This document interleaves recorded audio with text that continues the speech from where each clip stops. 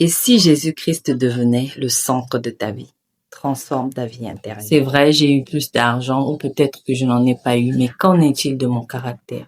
Est-ce que je ressemble chaque jour un peu plus à Christ? Parce que c'est ça le but.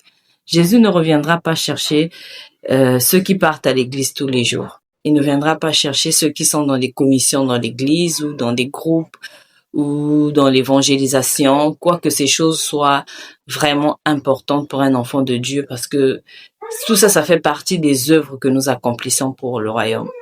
Mais qu'en est-il de ton caractère? Est-ce que tu deviens réellement de plus en plus comme Christ? La Bible déclare que vous les reconnaîtrez à leurs fruits.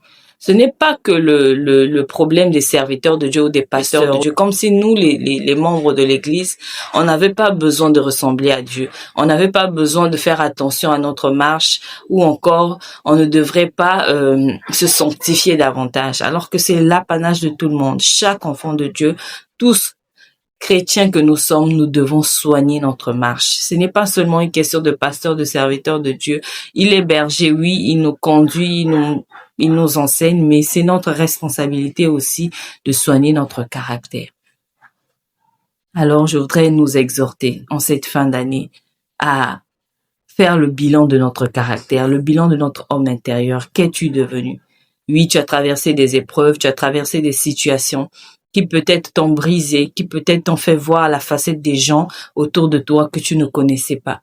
Mais après tout ça, qu'es-tu devenu?